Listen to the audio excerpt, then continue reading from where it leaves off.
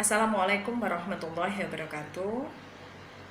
Perkenalkan, saya Dr. Gigi Nurul. Saya adalah ibu dari salah satu siswa yang sedang menempuh pendidikan di SMP Insan Kamil, Tuban. Izinkan saya menyampaikan materi sedikit mengenai kesehatan gigi dan mulut sesuai dengan profesi saya. Kesehatan gigi mulut merupakan sesuatu yang sangat penting karena gigi mulut adalah merupakan salah satu organ dari tubuh kita yang sangat vital. Kenapa? Karena semua makanan akan masuk melalui mulut kita dan akan dikunyah oleh gigi, baru kemudian masuk ke lambung.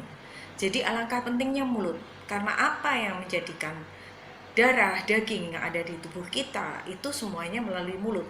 Karena itu, kesehatan mulut merupakan sesuatu yang sangat amat penting, walaupun kadang-kadang kita tidak menyadarinya bahwa gigi dan mulut merupakan organ tubuh yang juga vital untuk kita sebagai makhluk hidup.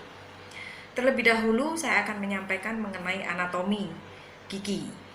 Apa artinya anatomi? Artinya susunan gigi.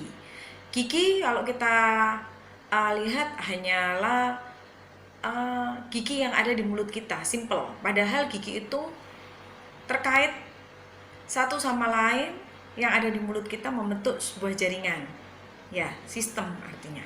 Baiklah, kita mulai dulu dengan gigi.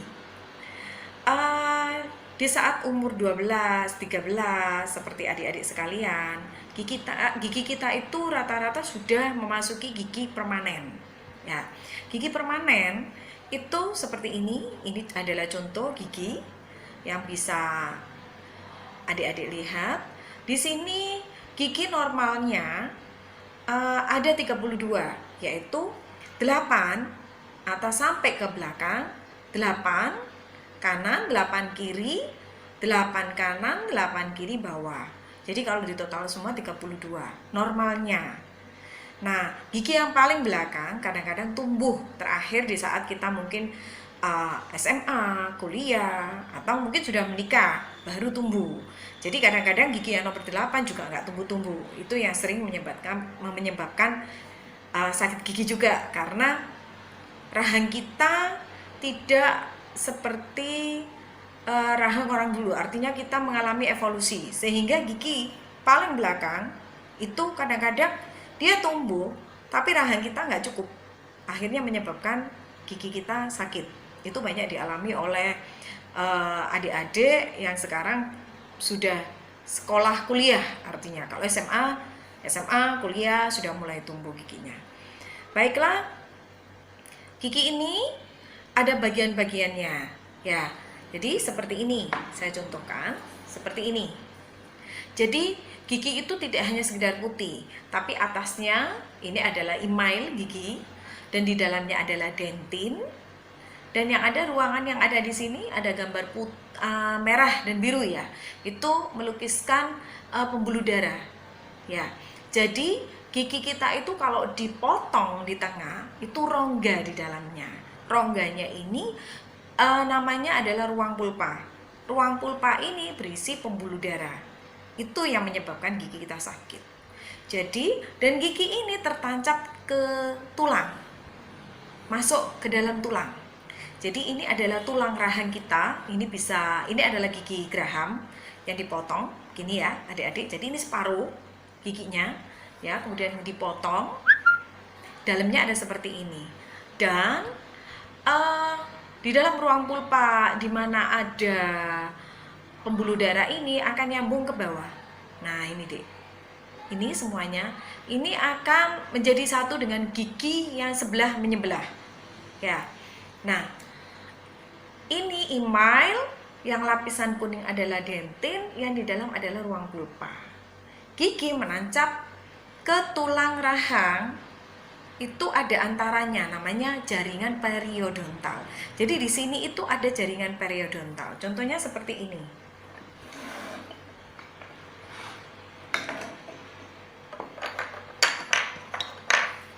Jadi seumpama kita ambil gigi geraham, ya, itu tadi seperti ini dalamnya, ada 3 lapis, ya. Kemudian gigi ini dia akan menancap kepada tulang. Nah, dia akan menancap kepada tulang. Dia tidak menempel pada tulang, tapi dia menancap. Jadi gigi ini ada sedikit goyangan. Lah yang menyebabkan gigi ini terikat kepada tulang adalah jaringan periodontal. Kenapa kita perlu tahu?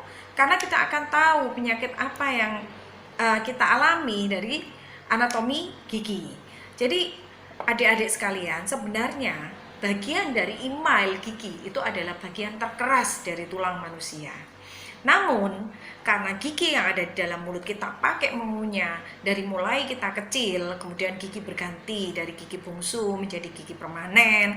Tapi di sepanjang hidup kita pakai untuk makan, dan kita makan ya kalau bisa dibilang semau kita ya makannya ya. Semua makanan masuk ke dalam mulut. Jadi gigi itu dipakai terus-menerus. Akhirnya kalau kita posisinya tidak rajin menyikat gigi, tidak tahu karakteristik gigi kita, akhirnya banyak makanan yang terselip dan akan merusak. Jadi walaupun email itu adalah jaringan terkeras dari tulang yang ada di tubuh kita, dia bisa rusak. Namanya kalau dalam istilah kedokteran gigi disebut demineralisasi gigi. Jadi dia lama-lama karena ada makanan di sekelilingnya, dia lama-lama akan melarut lapisan pada email. Jika email melarut, dia terus-menerus proses itu berjalan, jadi bukan berjalan 1-2 hari, tapi bulan demi bulan, tahun demi tahun, dia akan menembus sampai dentin. Lapisan gigi di bagian dentin merupakan lapisan yang lebih lunak daripada email walaupun sama-sama keras. Nah, itu saat email kita luka, artinya kita itu lubang, dalam istilah kedokteran gigi kita sebut karies. Kalau teman-teman tahunya itu adalah gigi kita berlubang. Kadang ada beberapa orang yang sudah merasakan sakit, ada yang tidak merasa sakit sama sekali. Kenapa? Karena setiap manusia itu punya ambang rasa sakit yang berbeda-beda, dan tergantung juga dengan kesehatan tubuh kita. Nah, biasanya gigi itu kalau kita tidak merasa sakit, tidak pernah ke dokter gigi, ngecek kesehatan gigi kita, maka karies itu, lubang itu akan berjalan pelan-pelan sampai menembus ke ruang pulpa. Kalau ruang pulpa ini sudah terkena lubang, maka masih bisa dirawat. Jadi mulai walaupun email ini rusak bisa dirawat dengan penambalan, dentin rusak bisa dirawat dengan penambalan, sampai pun ke pulpa itu tetap bisa kita rawat. Hanya saja semakin dalam kerusakan itu terjadi, artinya semakin ke arah pulpa dan semakin besar kerusakan itu. Jadi seumpama kita lubangnya kecil atau itu lubangnya besar, ya itu semakin juga kita itu perawatannya lebih lama. Dan kalau perawatannya lebih lama membutuhkan bahan-bahan yang lebih banyak, bahan-bahan yang lebih mahal. Artinya jika adik-adik melakukan perawatan gigi ke dokter gigi, maka semakin lama perawatan gigi itu akan semakin mahal. Kenapa? Karena semakin rumit untuk mengembalikan fungsi gigi itu ke fungsi semula. Jadi kita harus tahu bagaimana caranya menjaga kesehatan gigi kita. Untuk apa? Agar gigi itu bisa kita pakai sampai kita tua. Artinya seperti itu. Ya, jadi tidak ada kerusakan. Karena itu kan ada nasihat, periksalah gigimu 6 bulan sekali. Diperiksa artinya adik-adik tidak usah takut. Diperiksa nanti dilihat, oh apakah ada yang lubang, oh apakah ada gigi yang kotor. Nah itu nanti dibersihkan. Kalau ada yang lubang segera ditambal sebelum lubang itu menjadi besar dan dalam.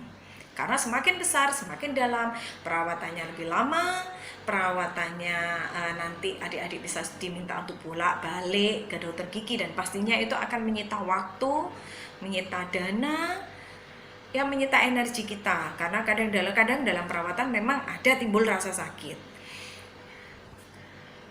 Untuk menjaga gigi kita untuk tetap sehat sebenarnya simple. Apa yang perlu kita lakukan adalah hanya menjaga kebersihan gigi dan mulut. Dengan cara seperti apa? Rajin sikat gigi. Itu saja sebenarnya.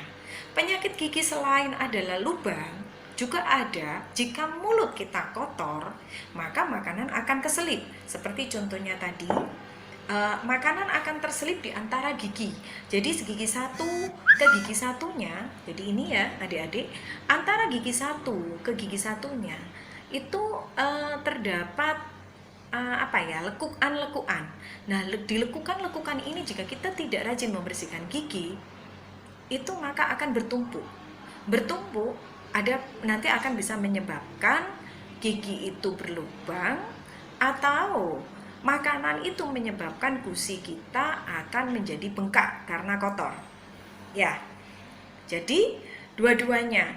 Di sini di dalam mulut kita ada gigi yang merupakan jaringan keras dan ada gusi yang kita sebut jaringan lunak. Dan dua-duanya ini sama-sama bisa menyebabkan penyakit gigi. Dan dua-duanya ini harus sama-sama sehat, artinya harus sama-sama kita pelihara. Seperti yang saya sampaikan tadi bahwa cukup hanya ada satu cara, yaitu dengan cara menyikat gigi. Menyikat gigi tidak hanya caranya saja, waktunya harus benar, caranya juga harus benar. Nah, mulai pertama kita memilih adalah pemilihan dari sikat giginya. Jadi sikat gigi itu standar, itu kita hanya memerlukan sikat gigi yang lurus saja. Ini yang standar. Apakah boleh zigzag? Karena standar menyikat gigi kita itu dengan cara yang benar adalah roll, ya, maka kita lebih cenderung untuk memakai yang lurus. Kalau yang berzigzag, pasti cara sikat gigi kita juga akan berubah.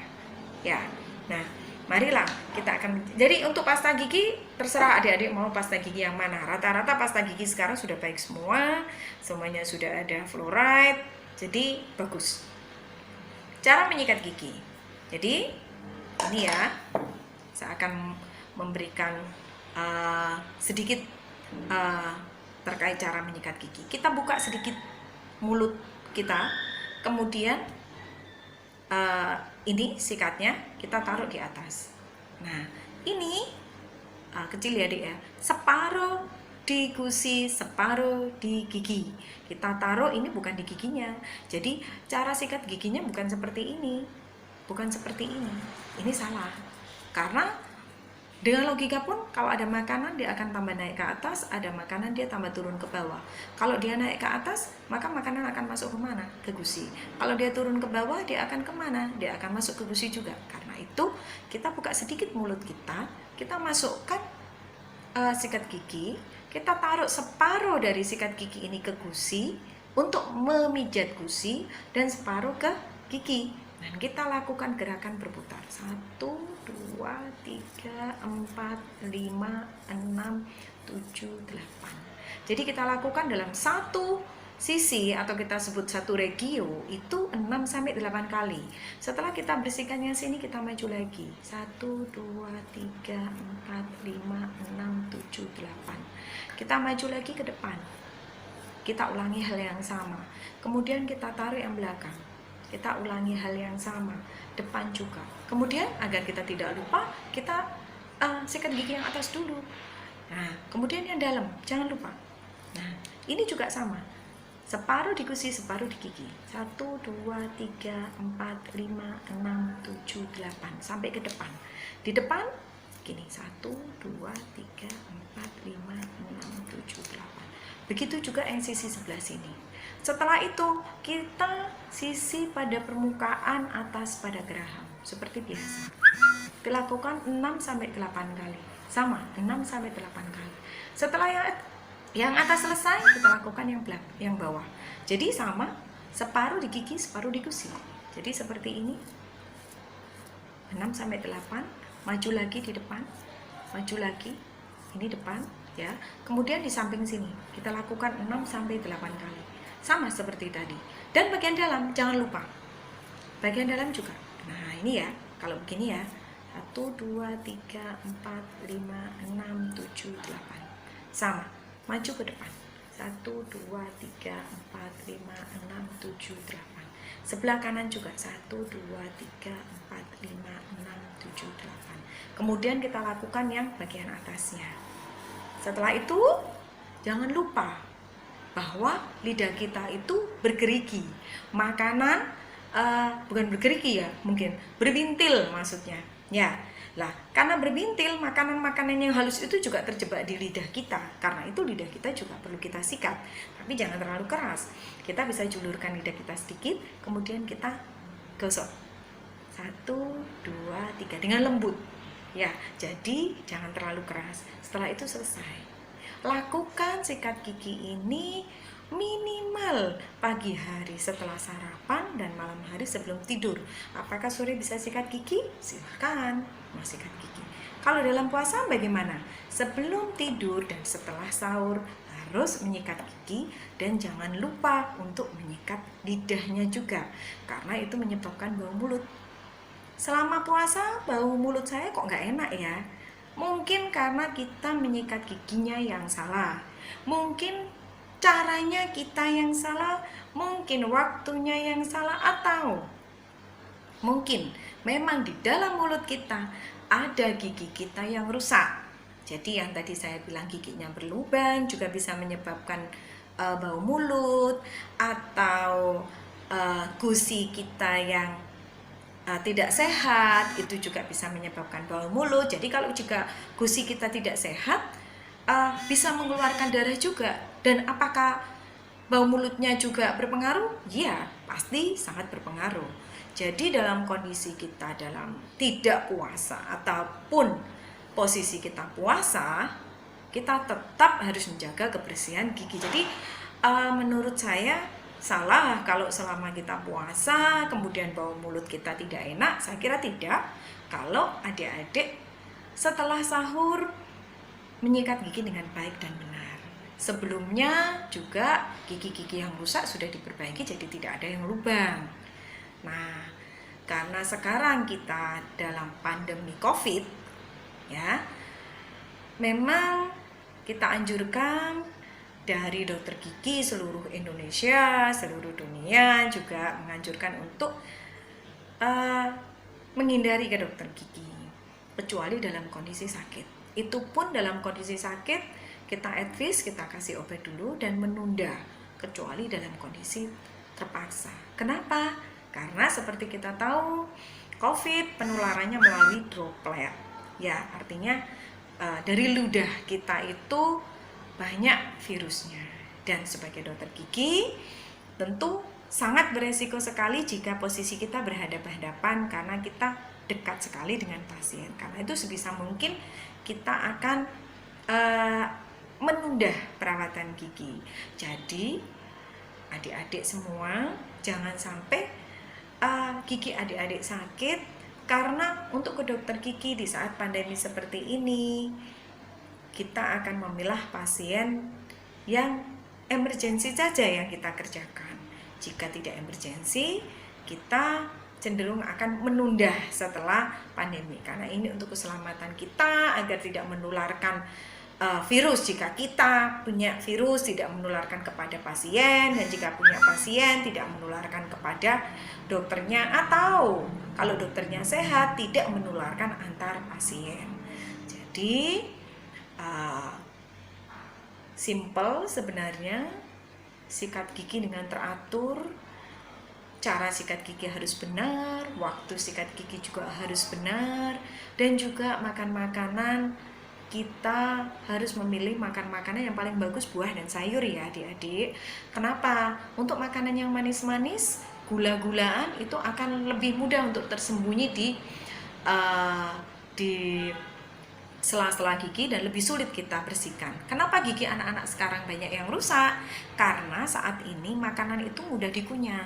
Kalau dulu zamannya saya waktu kecil masih banyak makanan-makanan yang membutuhkan daya kunyah, yang kalau kita sebut daya kunyahnya besar. Kalau sekarang mau makan roti, kita nggak ngunyah saja sudah lumer sendiri. Coklat mudah didapat, sosis mudah didapat, dan kecenderungan rata-rata makanan dan minuman kita bergula.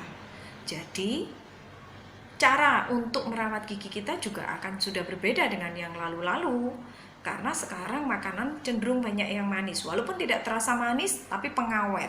Salah satu pengawet itu adalah dari gula. Karena itu kandungan gula yang tinggi, kita suka yang manis-manis, kita malah sikat gigi kita pasti banyak yang rusak. Dan kalau gigi kita rusak, gigi itu kita hanya mengembalikan ke apa ya? Kita hanya bisa menambal. Kalau gigi itu dicabut, kemudian kita hanya bisa mengganti dengan gigi palsu. Gigi palsu tidak sepenuhnya sebagus apapun gigi palsu, pasti akan lebih nyaman dan pasti akan lebih enak kalau pakai gigi kita sendiri. Karena itu dokter gigi akan berusaha untuk mempertahankan gigi dengan melakukan perawatan sebisa mungkin. Hanya saja perawatan itu nanti biasanya baik anak-anak maupun orang tua ada yang tidak sabar untuk melakukan karena harus berulang kali datang ke dokter gigi, harus sabar, belum lagi antri ke dokter gigi. Nah, karena itu kuncinya cuma satu, adik-adik: sikat gigi, jaga kesehatan mulut, jaga kesehatan gigi, jangan lupa menggosok gigi. Jangan sampai karena kita malas, nanti kalau kita sudah gede malu karena gigi kita hitam semua, gigi kita ada yang dicabut dan lain sebagainya. Karena itu jangan lupa gosok gigi minimal 2 kali sehari. Periksa ke dokter gigi secara teratur untuk melihat apakah gigi kita perlu perawatan atau tidak. Mungkin itu yang bisa saya sampaikan. Semoga bermanfaat untuk adik-adik semua. Wabillahi taufik wal hidayah. Wassalamualaikum warahmatullahi wabarakatuh.